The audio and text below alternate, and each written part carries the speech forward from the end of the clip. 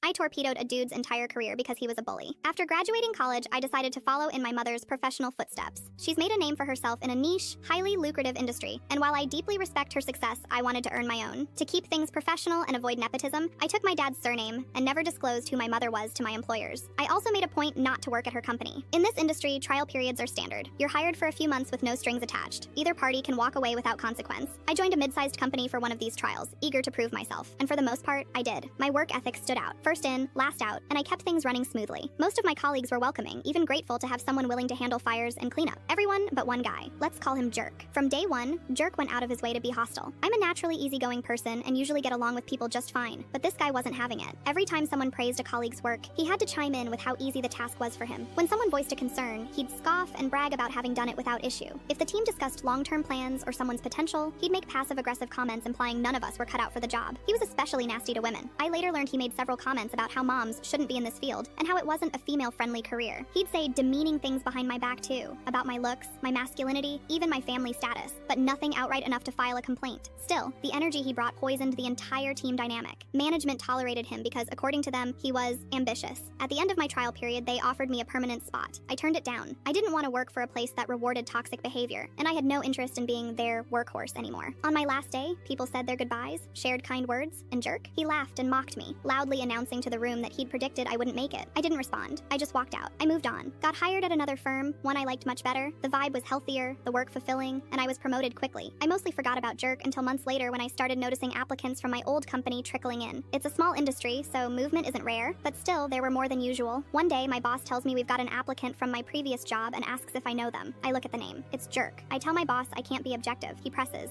since I'm usually generous in my opinions. So, I level with him. I tell him about the bullying, the way Jerk demoralized team members, especially women, and how he soured the whole environment. My boss listens, thanks me for my honesty, and doesn't hire him. I think that's the end of it. Until dinner with my mom a week later. She casually asks if I knew someone named Jerk from my trial job. Turns out, he'd applied to her company too. I hadn't even mentioned his name to her, but she'd already heard of the behavior I described from when I vented after quitting that job. Once she knew it was him, his application went straight into the trash. A few more weeks pass, and we end up hiring a woman who left Jerk's company. She quickly figures out we have a connection, and over lunch one day, tells me the full story. After I left, Jerk got promoted, and that's when people really started leaving. His promotion drove out talent. Management started investigating. Why were so many good workers leaving after their trials? Why weren't strong applicants accepting permanent roles? It all led back to Jerk. They had a sit down with him, tried to coach him, but apparently he wasn't open to change. He got fired. That's when he applied to my firm and my mother's. When neither bit, he tried a couple more companies in the area, but word travels fast in a small field. Last I heard, he's no longer working in the industry at all.